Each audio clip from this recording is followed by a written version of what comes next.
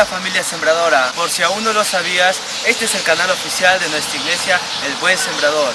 Así que suscríbete, dale like y comparte. Ahora edifícate con la prédica de esta semana. Dios te bendiga. Muy bien, dije capítulo 16 de Evangelio de San Juan, versículo 7. ¿Será así? Sí, del 7 en adelante.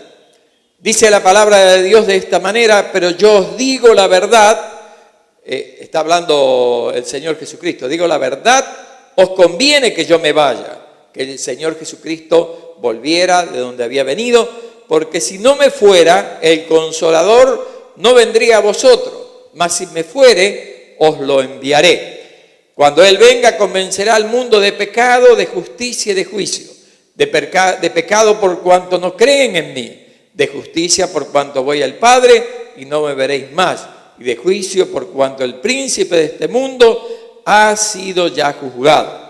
Aún tengo muchas cosas que deciros, dice Jesucristo, pero ahora no las podéis sobrellevar. Pero cuando venga el Espíritu de verdad, el mismo Espíritu Santo, el Consolador que está hablando, Él os guiará a toda la verdad, porque no hablará de su propia cuenta, sino que hablará todo lo que oyere, dice la Escritura, y os hará saber las cosas que habrán de venir. Él me glorificará porque tomará de lo mío y os lo hará saber. Todo lo que tiene el Padre es mío, por eso dije que tomará de lo mío y os lo hará saber.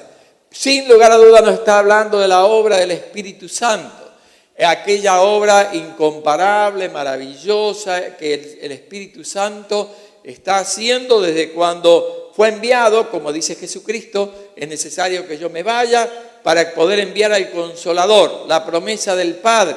Podemos ver, Jesucristo estuvo 3 años desarrollando su ministerio aquí en la tierra, pero a partir de su, ¿no es cierto?, ascensión, hay una obra permanente del Espíritu Santo que dice está en nosotros y con nosotros. Quiere decir que está en nosotros en los que hemos nacido de nuevo, y está con nosotros en medio de la iglesia del Señor, y está trabajando en medio de la humanidad para traer ese convencimiento de pecado, para que la gente se pueda convertir, ¿no es cierto?, para que pueda nacer de nuevo. Es necesario, ¿no es cierto?, ser impactado por el Espíritu Santo. En el versículo 26 del capítulo 14, lo leo ya ahora, dice, solo da vuelta a su página de repente, versículo 26 del capítulo 14, mas el Consolador, el Espíritu Santo, que es el mismo, a quien el Padre enviará en mi nombre. Era la promesa del Padre, la envía, ¿no es cierto?, en el nombre de Jesús. Él os enseñará todas las cosas y recordará todo lo que yo os he dicho. Tenemos una dependencia total del Espíritu Santo. Dice, cuando pasamos a ser parte del pueblo de Dios, a ser hijos de Dios, usted y yo tenemos el privilegio de que Él habite, haga morada en nosotros. Esta mañana vamos a ver varias funciones del Espíritu Santo en este tiempo para que podamos disfrutar de esa comunión y darle el lugar que Él merece, Él tiene en nuestras vidas.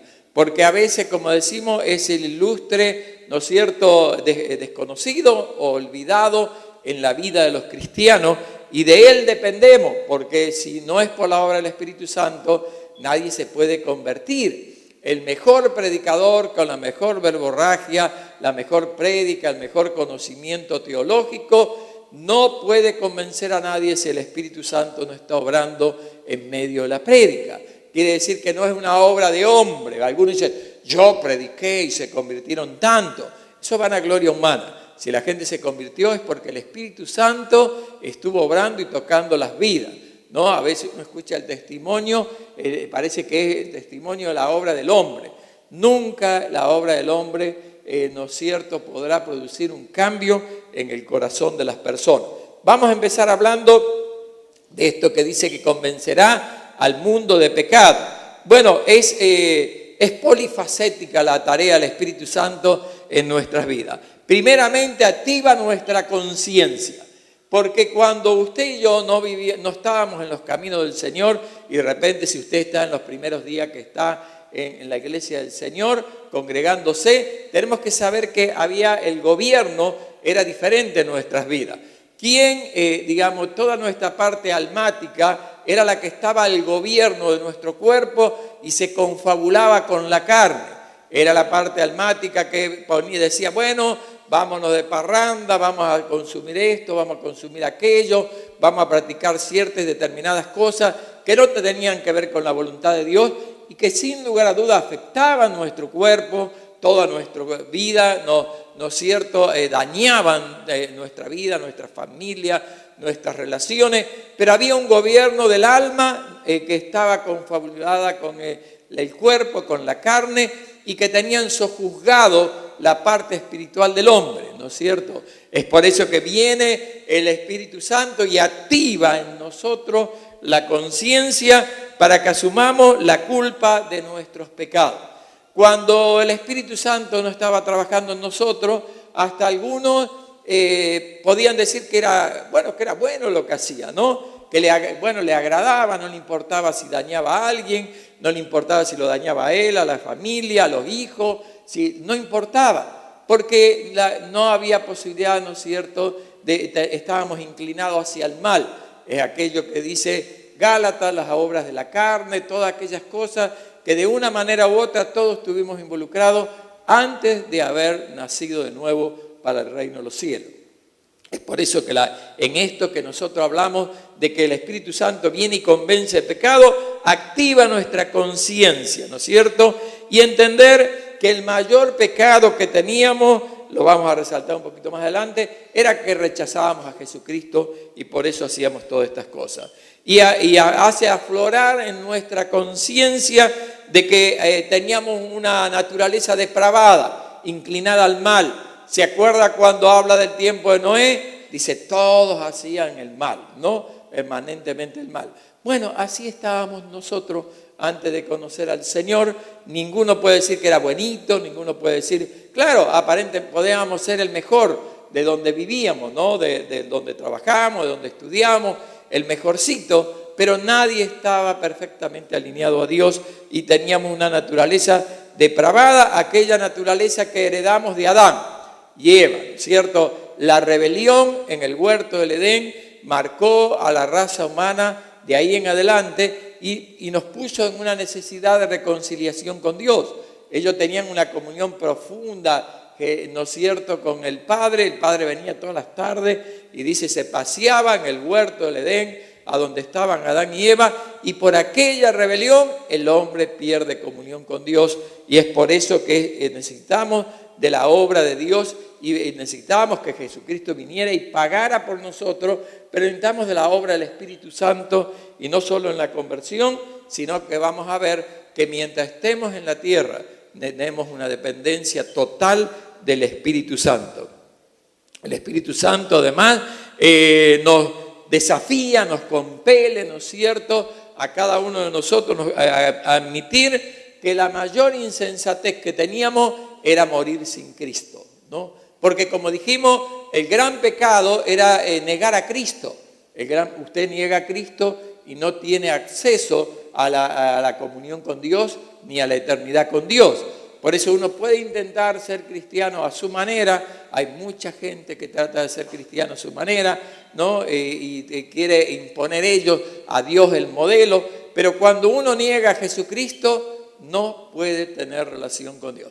Porque Él dice, yo soy el camino, la verdad y la vida, y nadie puede venir al Padre si no es a través de mí. Quiere decir que esa relación, esa comunión es la que permite el Espíritu Santo. Reconocer que vivíamos sin Dios, reconocer que vivíamos involucrados en una naturaleza depravada que nos hacía cometer barbaridades, y por lo tanto eso nos lleva al encuentro con Dios, a la reconciliación con Dios, ¿no es cierto?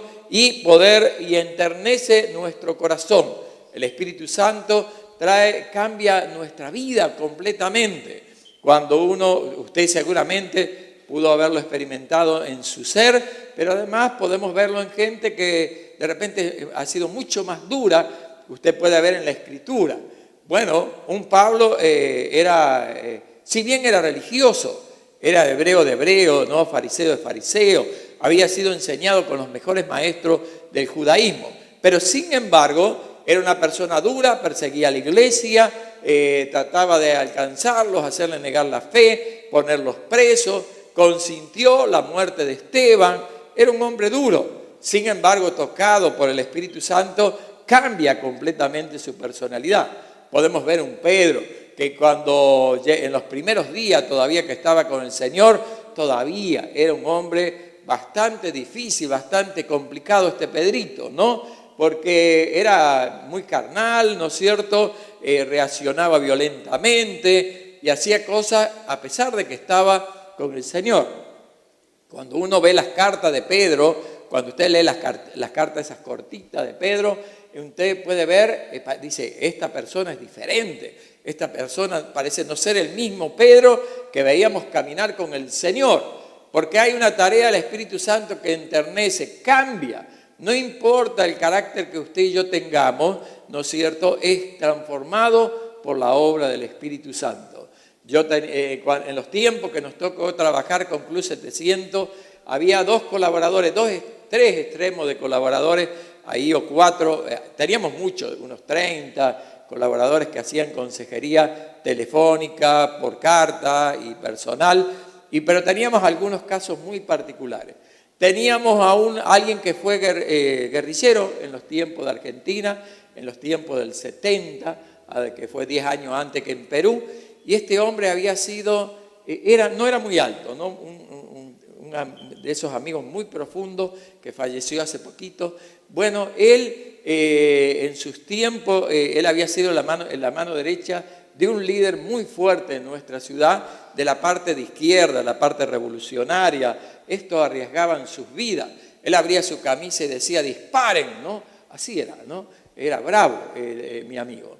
Entonces, y tenía otro colaborador como consejero que había sido de la policía de élite de nuestro país, de la policía federal de nuestro país, que es una policía de élite, pero que en el tiempo de la guerrilla ellos eran los encargados de matar a los de la guerrilla, ¿no? Entonces, él andaba con un auto a donde su baúl estaba lleno de explosivos. Era considerado peligroso desarmado. Él podía matar a alguien con sus manos. Pero tocados por el Espíritu Santo, estos dos extremos, ¿no? Dios hizo esta obra, se enternecieron, se hicieron blandos, se hicieron pero poderosos en el Señor, ¿no? Entonces, no solo aconsejaban ahí, con ellos participamos en infinidad de actividades. Teníamos un amigo, un joven que era prácticamente de la edad de mis hijas, él había tenido el pelo hasta la cintura, vivía drogado, y un día, cuando estaba muy drogado y ya con su pasaje para irse a Brasil, había un lugar en Brasil que era el paraíso de los adictos, a donde podían iban, se inyectaban hasta que morían, ¿no? Ahí. Y él tenía ya el pasaje en su bolsillo. Y tirado en un patio, escuchó, enfrente había una campaña, el Espíritu Santo lo tocó, lo transformó, y hoy es un predicador poderoso, maestro de la palabra, ¿no es cierto? Entonces teníamos un grupo así, era como la cueva de Adulán, ¿no? Más o menos. El grupo ese era como los que tuvo David, perseguidos, endeudados, teníamos una chica que había sido lesbiana, ¿no?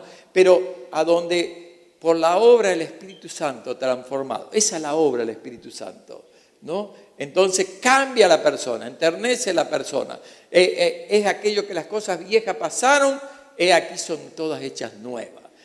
Y sin lugar a duda, aquí en medio de nosotros tenemos centenares de personas con las mismas características que han venido de una vida difícil, una vida complicada, enredado en un montón de situaciones.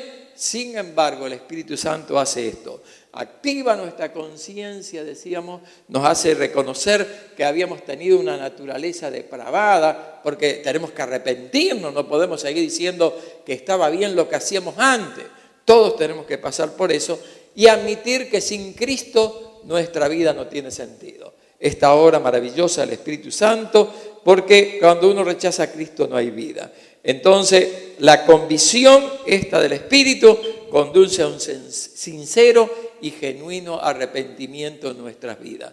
Porque si uno solo viene y porque se siente bien, pero si uno no se arrepiente y no confiesa sus pecados y reconoce a Jesucristo como Señor y Salvador, seguirá ahí, tratando de ser bueno por su propia fuerza, pero eso no trae ningún cambio en la vida de la persona.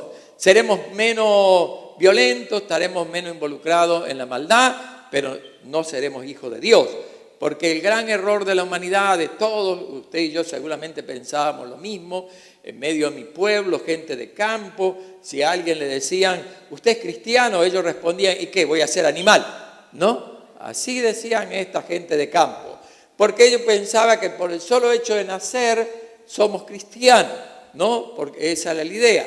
Pero lo que somos una creación de Dios, pero no somos cristianos hasta que no nacemos de nuevo. No somos parte del pueblo de Dios hasta que usted y yo pasamos por este proceso de regeneración, que justamente es lo que quiero ver ahora, que es la obra del Espíritu Santo, produce en las personas una regeneración, un nuevo nacimiento, no en parcha, ¿no? Yo vengo de la época que todavía la ropa se usaba con parche, ¿vio? Pero no era la moda como ahora. Era la época en que usted usaba parche porque así era la historia. Era un parche y sobre ese parche venía otro parche y sobre ese parche venía otro parche, ¿no? Pero ahora es tan loca la humanidad que ahora los chicos pagan caro para comprar un pantalón roto. Ha cambiado mucho el mundo. Antes de repente los chicos no querían ir al lugar, pero ¿cómo voy a ir si mi pantalón tiene 5 parches y para desgracia se rompió el último que pusimos? No, ahora no. Pagan un jean roto, ¿no? Esa es la moda, ¿no? Hay que andar con el jean que es roto, ¿no? Cuando en otro tiempo eso era porque no había dinero y el pantalón tenía que durar muchos años, ¿no? Entonces, yo vengo de aquella época, entonces el Espíritu Santo no emparcha. No es que te vuelve un poquito mejor. Si Él está en ti, tiene que producir una obra de regeneración. Eres una nueva criatura. Entonces no podemos tolerar nada de lo anterior. Por eso podemos encontrar en cartas de Pablo que dice despojaos, quitaos, ¿no? Aquellas cosas de la vieja vida no pueden seguir en nosotros. Pero a algunos a veces les agrada preservar algo, ¿no? Guardarse alguito de aquel tiempo. O el carácter, o esto, lo otro. Y eso trae problemas porque es como cuando los israelitas permitieron que algunos de los pueblos enemigos permanecieran en medio de ellos. Se cansaron de batallar, se cansaron de pelear y permitieron que algunos se quedaran. Bueno, esos fueron los que le trajeron problemas siempre al pueblo de Israel. Si usted permite que algo quede en su vida, de la vieja vida, se quiere dar el lujo de preservar algunos trofeos de la vieja manera de vivir, eso le complicará su vida el resto de los días y podrá llegar a perder todo lo que Dios le dio. Porque es un tema personal ya. Usted tiene que permitir que la transforme. Que aquello que Dios vino a hacer, ¿no es cierto? Y vamos a ver un poquito esto de la regeneración, es una obra del Espíritu Santo. No es una obra que te digo, bueno, vestite de terno azul, camisa blanca, corbata azul, ¿no? Porque a veces la religión cree que imponiendo modelos solos externos es el cambio de la persona. Sin lugar a duda tiene que haber cambios externos, pero si no sucedieron los internos, que vamos a ver más adelante, no tiene sentido lo externo. Es aquello que Nicodemo se acerca, ¿no es cierto? Por cuestión de tiempo no podemos ver todos los versículos, usted lo puede ver en el mismo Evangelio de Juan, en el capítulo 3. Nicodemo se acerca y habla con Jesucristo y le dice, pero Señor, Rabí, reconocía que era maestro, ¿no? Él era todo un maestro, pero decía, este sí que es maestro, ¿no? Nuestro Señor sabía que había venido del Padre, sabía que tenía algo que ellos no tenían, pero escuchó la doctrina del nuevo nacimiento y no lograba entenderla porque dice, ¿cómo siendo yo ahora viejo puedo volver al vientre de mi madre y nacer de nuevo? No, no es eso, es un nacimiento espiritual. Pero él vino con una buena actitud, no fue como los otros fariseos, no fue como todos los otros legalistas que permanentemente rodeaban al Señor para ver si se equivocaba o no. No, él vino, quería ser enseñado, quería entender qué era esto. Y él le dice, ¿cómo tú, no siendo un maestro del pueblo de Israel, no entiendes estas cosas? Era algo del Espíritu, ¿no? Porque a veces queremos entender y poder explicar. No, sabemos de la experiencia, tenemos la vivencia aún, que nos respalda y que nadie puede negar, pero claro, no nos alcanzan las palabras para explicar todo este proceso maravilloso del Espíritu Santo en nosotros. Entonces, por eso le habla que el que no nace de nuevo no puede ver el reino de Dios. No es por ser, mi abuelito fue el pastor de la iglesia, no, vengo de la familia de los Erickson, ¿no? Y por lo tanto, justamente ahí nos escribió la hija de un misionero que estuvo por aquí, Eisensen, ¿no? Que está queriendo rehacer un poco la historia. Él fue un misionero que estuvo por estos lugares, estuvo en esta iglesia. Él murió acá en el interior de La Libertad. Iban con un carro, el carro pisa o choca una piedra y se cae en un precipicio y muere, ¿no? Entonces nosotros tenemos una Biblia ahí dedicada por su señora a esta congregación. Y ahora me están escribiendo, ¿no es cierto? Y ellos, esos herederos, si no nacieron de nuevo, no son parte del reino de Dios. Mis nietos, si no nacen de nuevo, no tienen nada que ver con el reino de Dios. ¿Estamos?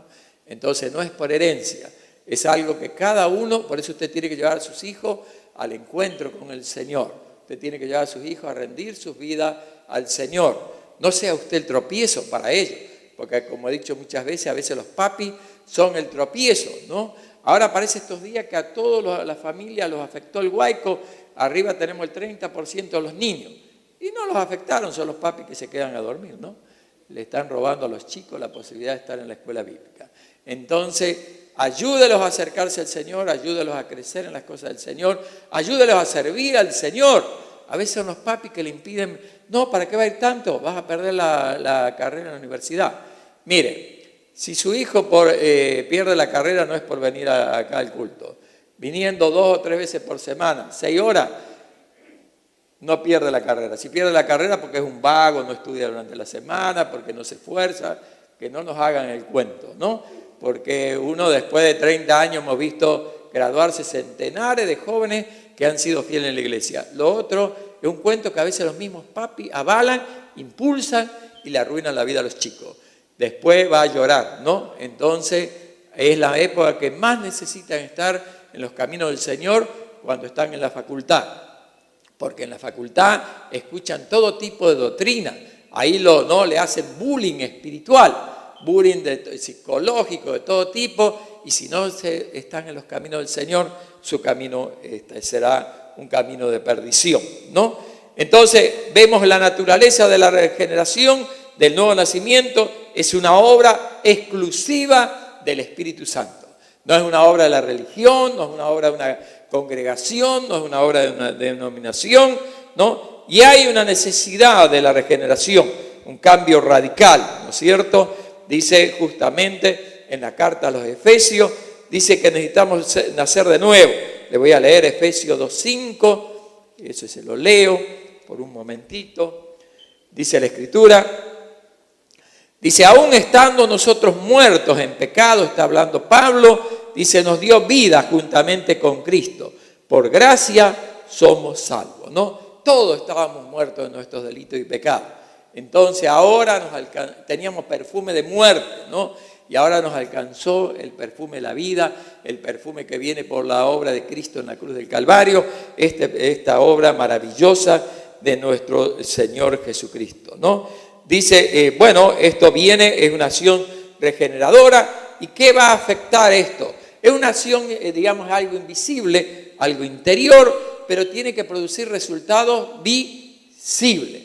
No puede ser que alguien diga que nació de nuevo y sigue viviendo como antes, sigue hablando como antes, sigue comportándose como antes. No puede ser, porque esta obra interior que empieza en nuestro interior al hacer, ¿no es cierto?, morada, que es lo que vamos a hablar el punto siguiente, tiene que afectar nuestras actitudes. No pueden ser las actitudes igual que antes. No puede tener reacciones como antes. Tiene que afectar nuestras decisiones y tiene que afectar nuestro comportamiento. Aquel que ha nacido de nuevo alinea su vida, su voluntad, sus actitudes, sus decisiones a lo que Dios determinó. Entonces no está queriendo quedar bien con el mundo y con el código del mundo, sino que quiere quedar bien con Dios. Entonces dice, va a entender la voluntad de Dios, va a deleitarse en la voluntad de Dios, ya no va a confrontar la voluntad de Dios. Cuando una persona que dice que está en el reino, que está en una congregación, pero permanentemente confronta las demandas bíblicas, sencillo, hermano, no discuta mucho, esa persona nunca nació de nuevo. No pierda tampoco mucho tiempo, esa persona necesita nacer de nuevo. No hay otro camino. Usted no lo va a poder convencer solamente, por más que le dé 1000 horas de un instituto, seguirá siendo una persona que no nació de nuevo. Él tiene que llevarlo a un encuentro con el Señor, es la única respuesta para esa persona. Porque una vez que uno nace de nuevo, no puede discutir lo que dice mi Señor Jesucristo. No puede discutir lo que el Espíritu Santo está trayendo a memoria. Entonces es sencillo. Uno, claro, puede ser tolerante, puede no ser muy confrontacional a veces, pero tenemos clara la figura. Si permanentemente es una persona que confronta las cuestiones bíblicas, es una persona que no nació de nuevo. Intenta ser un cristiano, intenta ser parte del pueblo de Dios. Algunos creen que hasta son teólogos. No nació de nuevo. Es alguien que está... lo lamentable es que pierde tiempo él y le hace perder tiempo a otro. Y a veces le aleja de los caminos de Dios a algunas personas. Entonces es sencillo. Usted no podemos tener, ¿no es cierto?, esa dicotomía, ¿no?, de que somos hijos de Dios y estamos en contra de la palabra, los preceptos, los conceptos y las demandas de la palabra de Dios. ¿Es o no es? Esto es así de sencillo, la demanda, ¿no es cierto?, de la Escritura. Y entonces decimos que esta acción invisible, porque no podemos verlo al Espíritu Santo en nosotros, ¿no? Es la obra que Dios ha determinado hacer en nosotros haciendo morada, es un privilegio. En el Antiguo Testamento Dios se manifestaba, ¿se acuerdan? En aquel tabernáculo, ¿no? Y los vio, le dio cómo hacerlo con toda la primura, y era ahí a donde la gloria de Dios se manifestaba. Era aún cuando todavía no tenían el tabernáculo terminado, Moisés, ¿no es cierto?, iba a una carpita ahí, se encontraba con Dios y tenía un encuentro con Dios y salía transformado. Ahora fue perfeccionado en el Nuevo Testamento. Esta obra que Dios empezó a hacer de esa manera en el Antiguo Testamento, la morada somos nosotros. El gran templo de Dios no es esto es temporal, ¿no? Puede venir un terremoto como el 70 y quedar todo en el piso, ¿no? Acá había un templo en el 70, vino el terremoto y quedó todo en tierra, ¿no? Luego de eso empezó a edificarse esta nueva construcción. Pero esto es relativo, es temporal. Lo que es eterno eres tú y soy yo. Somos seres eternos a donde Dios ha determinado hacer morada en nosotros. Por eso dice en 1 Corintios, capítulo 3, versículo 16, ¿no sabéis que soy templo de Dios y que el Espíritu de Dios mora en vosotros? ¿No? Somos templo del Señor. Somos la maravillosa experiencia de ser templos del Señor, ¿no? Somos una morada digna, santificado por la obra gloriosa de Cristo, ¿no es cierto?, que cubrió multitud de pecados y por lo tanto toda esa condenación que había en nosotros fue quitada cuando nos reconciliamos con Dios. Dice la Escritura que el Señor tomó nuestras rebeliones y la tiró al fondo de la mar y ni siquiera la trae. El Señor no viene cada día y te dice, ¿te acordás lo que hacías en tal lugar? ¿Te acordás lo que hacías en otro lugar? El Señor no hace eso. Una vez que nos hemos reconciliado con Él, hay un nuevo tiempo, hay una nueva oportunidad, una relación profunda con nuestro Dios, ¿no es cierto? Y que en esta morada que nos transformó Él, en una morada digna para poder tener comunión con Él. El Espíritu Santo, como decía, leíamos al principio en Juan, ¿no es cierto?, trae a memoria toda palabra dicha por mi amado Señor Jesucristo. El Espíritu Santo es el que nos permite tener esa comunión, esa libertad de que disfrutar de lo que Cristo hizo por nosotros. Cuando le decimos ese versículo que repetimos incesantemente, ¿no es cierto?, y no nos vamos a cansar de decirlo, que podemos entrar confiadamente ante el trono de la gracia, a buscar el oportuno socorro y la misericordia que dice en hebreo, es por la obra del Espíritu Santo. El Señor abrió el camino, pero es el Espíritu Santo el que te permite a ti y a mí llegar, disfrutar, hablar con Dios con tanta libertad, sin temor alguno, y poder, ¿no es cierto?, tener esta comunión que nos permite el Espíritu Santo en cada uno de estos. Si no hay Espíritu Santo en una persona, hay muerte espiritual. Decíamos, es radical. O hay o no hay.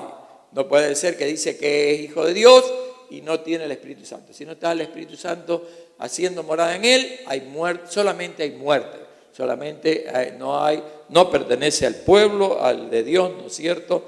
Y necesitamos tener esta comunión permanente. Por eso dice en el capítulo 6, versículo 17 de la misma carta a los Corintios, dice, el que se une al Señor, un espíritu es con él. Y el versículo 19 dice, ¿o ignoráis que vuestro cuerpo es templo del Espíritu Santo, el cual está en vosotros, el cual tenéis de Dios y que no sois vuestros cuerpos? Una vez que pasamos a ser hijos de Dios, este cuerpo tiene que glorificar a Dios. Ya no podemos darnos el lujo de decir, pero yo hago lo que quiero, ¿no? Justamente estamos viendo la carta a los Corintios y terminamos con ese versículo que decía Pablo, yo soy libre de hacer lo que quiero, tomando lo que decían los Corintios, ¿no? Pero no todo me conviene, no todo me edifica, no me voy a dejar atar por nada, ¿no? Porque ya esto no le pertenece al Señor. Es como que, bueno, hemos separado en esto para el Señor y después hacemos una bailanta, ¿no? Este templo. Para tener recursos lo alquilamos en la semana y hacemos, ¿no?, cumpleaños, hacemos, ¿no?, baile. ¿Estaría bien? No estaría, ni siquiera la gente del mundo lo viera bien. Si no, alquilaríamos este templo, este edificio, estos ladrillos, para hacer actividades que no tienen que ver con el cristianismo, hasta los del mundo dirían, esto es tan loco, ¿no? Esto se le salió un tornillo, un perno. Entonces, de la misma manera, usted y yo hemos sido separados para ser propiedad de Dios. Por eso, también el mundo se ríe de los que dicen que son cristianos y se involucran en un montón de cosas. Ellos por ahí hacen presión para que lo hagamos, pero si alguien lo termina haciendo, ellos se ríen. Dicen, mira el cristianito este, mira este aleluya en que está metido. ¿Estamos? Así que usted tiene que darse cuenta que somos propiedad de Dios, somos un templo de Dios. Él habita en nosotros. ¿Quién más que Él que se entera inmediatamente? No solo es testigo de lo que hacemos, sino que sabe qué sucede dentro nuestro, qué hay en nuestros pensamientos, qué hay en nuestras emociones. Pero qué bueno que hay victoria por su presencia en nosotros. ¿Amén? Muy bien. Por eso dice también en la carta a los Romanos, el capítulo 8, versículo 9, que si alguno no tiene el Espíritu de Cristo, no es de Él. Punto. Sencillito. No discuta tanto con esa persona, hermano. Mire, usted tiene que recibir a Cristo como Señor. Y después hablamos de teología. ¿Para qué va a hablar de teología con alguien que no nació de nuevo? ¿No? Usted no lo va a ver haciendo eso a Pablo, a Timoteo, a Tito. Pero nosotros queremos que entiendan el libro de Apocalipsis antes de nacer de nuevo, cuando no lo entiende ni usted todavía, ¿no? Muy bien, así que tranquilo.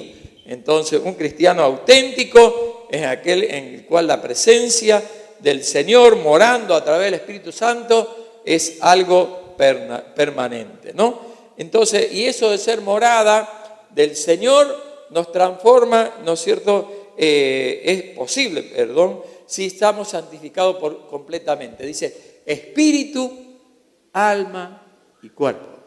No solamente el espíritu, sino que la santificación tiene que ser total, general. Por eso vamos a hablar algo de la santificación, unos minutos que tenemos todavía, ¿no? Y esto de santificar quiere decir separado para Él. En el Antiguo Testamento, ¿no?, en el AT, ¿qué se separaba? Se separaba la gente para ser parte del pueblo levita, para el sacerdocio, se separaban los instrumentos de que había en aquel tabernáculo, todos los detalles que había ahí habían sido separados para el Señor. Aún cuando estaba después el templo de Salomón, se acuerda, y todo esto, cada cosa había sido separada para estar ahí. En este tiempo, ¿no es cierto?, ¿a quién nos separa? A nosotros. Nosotros somos separados. Para que podamos, en el Nuevo Testamento, hablando también de santificación, separa al hombre del pecado. en primera instancia, esa es la primera separación. Pero también nos separa para que le sirvamos. No es solamente, no digo que todos van a ser pastores, todos van a ser maestros, lo aclaro permanentemente eso porque la Escritura lo dice así, pero usted tiene que de alguna manera servir al Señor. No hay otra en el cristianismo, no existe otra opción en el cristianismo. Lo otro es religión. Yo puedo venir, ser fiel, vengo 52 cultos al año los días domingos, pero hay algo que usted puede hacer. Y no necesariamente es en este altar, no necesariamente es en la escuela bíblica o en el discipulado. Uno puede ver en el Antiguo Testamento hombres que fueron separados, por ejemplo, los encargados de hacer todos los detalles del tabernáculo. Hombres separados por Dios para eso. Y podemos ver otros hombres que Dios lo usó de otra manera. Entonces, Dios te quiere usar a ti de alguna manera. No puede ser solamente un calientabanca.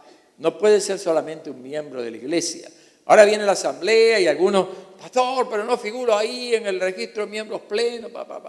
Eso es secundario, relativo, temporal, pero somos parte del pueblo de Dios. Claro, para ser un miembro pleno uno tiene que estar asistiendo regularmente a la iglesia. Si uno viene una vez al mes no puede ser un miembro pleno. Claro, es alguien que participa en los programas de la iglesia, es alguien que ha participado en la red de discipulado, ¿no? Claro, hay alguna cláusula para ser un miembro pleno que no la determinamos nosotros, la determina, ¿no es cierto?, la estructura de la organización, pero que nos parece bien. Pero el tema es de que usted y yo somos gran parte del gran pueblo de Dios. Somos hijos de Dios. Y por lo tanto, a ver, ¿cómo se siente usted? Bueno, algunos tienen ahora solo un hijo, pero los que hemos tenido varios hijos, bueno, esperamos, ¿no es cierto?, y demandamos que todos nuestros hijos asuman alguna responsabilidad en el desarrollo de la vida natural de esa familia, ¿no? Tienen que acomodar su cuarto, tienen que hacer ciertas cosas, tienen que participar bueno, hay un montón de responsabilidades en un hogar, ¿no? Entonces es lo natural para un hijo en una familia. El hijo que no hace eso, bueno, trae problemas, trae confrontación en medio de todo el seno familiar, ¿no es cierto?, con los papis, con los hermanos, porque los hermanos dicen, ¿cómo puede ser? Todos nosotros trabajamos y este nunca hace nada, nunca levanta la mesa, nunca lava los platos, nunca hace esto, nunca hace aquello, ¿no? ¿no? Bueno, en el pueblo de Dios es igual, hermano. Todos tenemos que asumir que algo hay que hacer. Y usted sabrá de qué le demanda a Dios respecto a eso. Seguramente vamos a estar predicando sobre un tema parecido la semana que viene o la otra. Alineado, no de otra manera. Entonces, pero es la demanda de parte de Dios. No existe esa separación solo para santificación. Algunos dicen, está bien, Dios perdonó mis pecados y ahora me voy a la eternidad con Él y chao, todo lo otro no me importa, ¿no? No es así. Eso es, ¿no es cierto?, una mala lectura de la Escritura, una mala lectura de la voluntad de Dios. Él nos separó, nos aísla del pecado, pasamos a ser parte de Él, pero en parte de la voluntad de Dios, ¿no es cierto?, de la sabiduría de Dios, Él te separó con un propósito. Y el tema es que tienes que descubrir y darte cuenta para qué te separó Dios, ¿no? Hay un montón de cosas para hacer en medio de la humanidad. Cuando leemos los registros, le decíamos el día jueves, algo así, estamos leyendo un material que es una recopilación de personas que Dios ha usado a través de los años, ¿no? En estos años, ¿no es cierto? Y podemos ver gente de que Dios la usa de tantas maneras. Algunos son artistas, pintan cuadros, algunos son científicos, otros son otra cosa, pero en ese lugar son un instrumento de Dios. Y trabajan bajo el temor de Dios y queriendo glorificar a Dios. Es eso, ¿no? Necesitamos buenos científicos, claro. Necesitamos buenos maestros. De repente ser un instrumento de Dios es ser un buen maestro en un colegio primario. No solamente para llenar la olla, no solamente para cumplir las horas, sino porque tienes la posibilidad de tener 10, 15, 20 niños durante 300 días al año. Si usted no lleva a esos chicos a Dios, se dará cuenta que ha tenido algún problema usted, ¿no? No puede ser que usted, y acá, usted tiene que acompañarlo en el segundo, tercero, cuarto y quinto grado, creo que es así la educación acá, ¿no? El maestro los va acompañando. que usted termine con esa promoción sin llevar a esos chicos a Dios, se dará cuenta que tiene un grave problema con Dios, ¿no? Qué silencio, ¿no? A ver, cuando fuimos a la facultad y demás, y en la época esa que los profesores eran todos pro ateísmo, pro izquierda, ¿no hacían ellos su apología todos los días? ¿No estaban ellos permanentemente, ahí desde el secundario en adelante, haciendo presión sobre nosotros para que nos peguemos? Por eso los chicos se pegaban en tomar las universidades, ¿no? Y hacer tanto lío y demás. Es porque sus profesores los empujaban a hacer eso. Y muchos de ustedes han estado en las aulas en esos años, todos, porque tanto en el secundario, ¿no es cierto?, en los institutos, en la facultad, fue así en los 80 acá, en la Argentina en los 70. Y si ellos hacen eso, ¿por qué siendo un maestro usted no va a impactar a sus chicos? No hace falta que usted dé la clase de religión, ni siquiera eso. Es con su vida. Usted tiene que llevar a esos chicos a un encuentro con Dios. Usted tiene que demostrarle que hay otra lectura de la realidad. Entonces, y si usted trabaja en una empresa 30 años con los mismos compañeros, ¿qué está esperando? Que los jubilen. Para que le den como a todos, cuando nos jubilamos nos dan algo que no alcanza ni para una semana, ¿no? Bueno, entonces, ¿y qué? ¿Qué le va a decir a Dios? Estuve 30 años en una empresa y ninguno de mis compañeros los llevé al encuentro con Dios. ¿Se da cuenta? Entonces, esto de que somos, ¿no es cierto?, hemos sido separados con un propósito. No puede ser de que pasemos por este mundo, por esta tierra, sin impactar a los demás. Si el Espíritu está en nosotros, ellos tienen que darse cuenta que hay algo diferente en nuestras vidas, ¿no? Usted sabe, somos pro educación, los chicos vienen, pastor, y ahora me toca hacer esto, la maestría y demás. No hay ningún problema. Vaya a hacer la maestría, vaya a hacer el doctorado, vaya a hacer lo que cree que tiene que hacer. Pero por favor, en ese lugar cumpla el rol para el cual Dios le abrió la puerta. Hasta le cuento, le soy sincero, me molesta. Hay chicos que han estudiado, han entrado tanto al secundario, al instituto, a la facultad, solo porque Dios abrió las puertas, porque los padres nunca han tenido la capacidad para ponerlo ahí. Y después son infieles con el Señor. ¿Cómo puede ser eso? Dios le abre la puerta, le permite que ingresen, ¿no? Y muchos de ellos ni siquiera es por capacidad humana. No es que tienen un cerebro ahí, cerebritos, nada de todo esto. Y sin embargo Dios abre la puerta. Y luego son infieles. Y se venden a los modelos del mundo.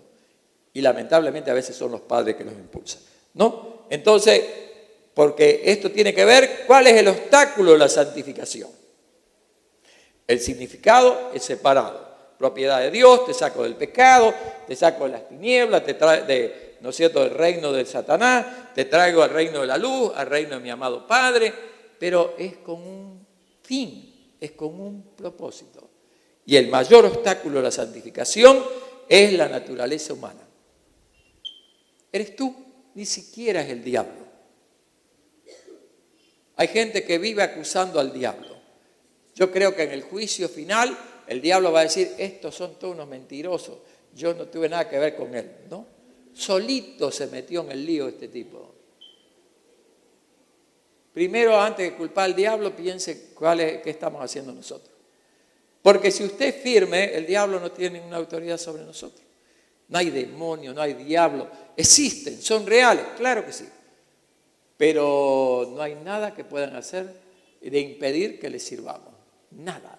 Porque si no, Pablo y todos ellos, en medio de toda la persecución, hoy cuando vemos a nuestros hermanos en Medio Oriente que mueren por ser fieles a Dios, nada puede impedir que ellos sean fieles a Dios. Allá, en medio de tanta persecución, hoy los de ISIS los ponen en jaula, los prenden fuego, le hacen de todo a nuestros hermanos, le cortan el cuello. Hoy, en esta generación, hoy, no en la época de Pablo, no en la época del Imperio Romano, hoy. Sin embargo, llegan hasta ahí y no niegan la fe porque entendieron lo que pasó en ellos. Prefieren ser fiel a Dios que temerle a alguien que tiene un cuchillo en la mano, ¿no? Y se dejan cortar el cuello por fidelidad a Dios. Y acá, por miedo de perder el trabajo, por miedo de que los compañeros de estudio le hagan el bullying, niegan al Señor, se involucran, se meten en lío y pierden el favor del único que los puso ahí, ¿no?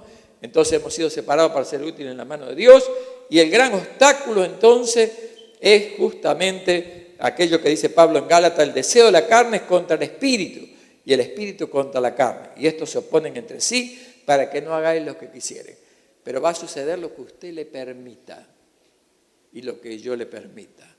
Si nosotros permitimos que todo aquello de la vieja vida nos apabulle, nos arrincone, bueno, tendremos que dar cuenta a Dios de lo que hemos hecho, y no tiene la culpa nadie, ni el diablo, ni demás. Unos pocos minutos, por lo menos quiero decir algo más. Dele la libertad, disfrute que el Espíritu Santo implante en nuestras vidas la imagen de Cristo, ¿no es cierto? La imagen del Señor, y entonces sí seremos santos en medio de esta generación.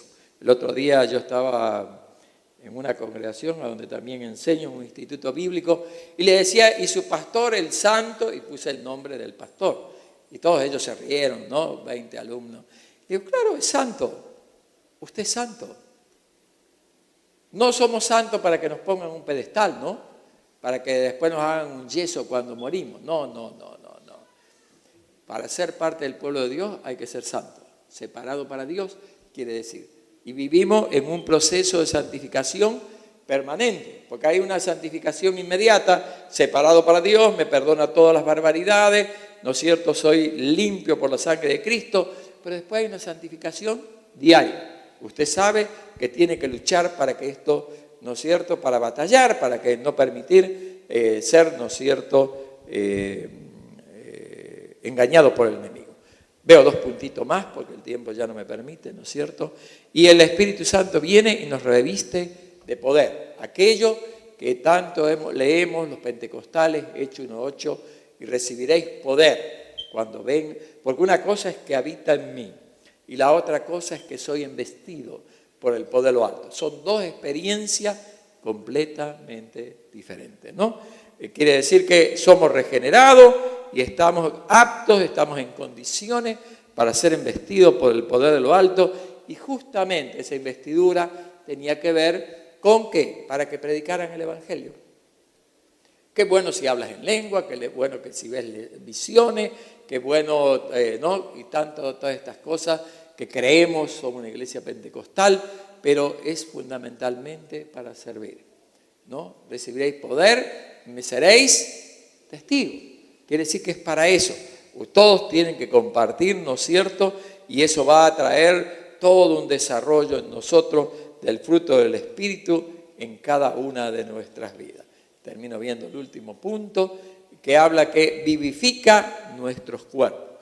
Cuando usted y yo recibimos sanidad, cuando recibimos la intervención poderosa de Dios a favor nuestra, quitando dolores, sacando cáncer, sacándonos del borde de la muerte, es por la experiencia maravillosa del Espíritu Santo en cada uno de nosotros. Dice: por el poder que habita en ti, por el poder que actúa en ti, es que hace la obra.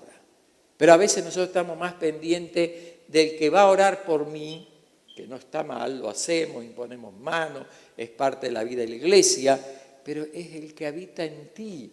Tiene todo el poder para sanarte, para restaurarte, para fortalecerte, ¿no es cierto? Dice, le quiere dar palmas al Señor. Qué bueno, porque es para Él. Por eso en la carta a los Hebreos, va a ser lo último que leo, si vamos al capítulo 11, si usted me acompaña a la carta a los Hebreos, que no sé por qué no se quiere abrir, no quiere que lo lea. ¿No? Hebreos 11, versículo 11, hablando de esto de vivificar nuestros cuerpos por el poder de Dios. Dice: por la fe, está hablando en el capítulo de la fe, muy conocido, hemos predicado tantas veces. También la misma Sara, siendo estéril, recibió fuerza para concebir y dio a luz aún fuera del tiempo de la edad, porque creyó que era fiel quien lo había prometido, ¿no? Vivificó su cuerpo. Piense por un momento, una mujer de 90 años, que hacía mucho tiempo que sus ciclos ya no tenían. Dios vivifica su cuerpo, le da la capacidad de concebir en su matriz, le da la capacidad de amamantar una criatura que a los 90 años usted sabe que físicamente eso es un imposible. Y aún aclara que el versículo 12, por lo cual también de uno, y este ya casi muerto, está hablando del esposo de Abraham, dice, salieron como las estrellas del cielo en multitud y como la arena innumerable que está en la orilla del mar. Entonces, el Espíritu Santo viene y vivifica nuestros cuerpos. No solamente en esa sanidad impactante que alguien tiene, ya el médico le dice, bueno, prepare todo porque le quedan 72 horas, 48 horas. Usted vio, hoy los médicos son muy realistas, se lo dicen de frente. Bueno, y después el Espíritu lo levanta. También hay una tarea permanente de vivificar nuestros cuerpos y que nos da una sanidad, nos da una fortaleza permanente, de la cual todos dependemos y necesitamos. Porque en la medida que usted vaya envejeciendo, ¿no? Vaya cambiando de base, dice alguno, ¿no? ¿En qué base está? En la 3, en la 4, en la 5, en la 6, vamos para allá, ¿no? Bueno, mi hermano Isaías, que siempre ha sido un ejemplo, con sus 99 años, Dios lo fue vivificando permanentemente, ¿no? Y entonces, hasta unos años antes de fallecer, había abierto una iglesia con casi 90 años. Tenía programa en la radio y escribía poemas casi todos los meses, ¿no? Es la obra de vivificar en los cuerpos. Esa es la obra del Señor. Entonces, es porque el Espíritu Santo está en ti y en mí. Amén. Muy bien, le da palmas al Señor. Y en esta mañana nos ponemos en pie.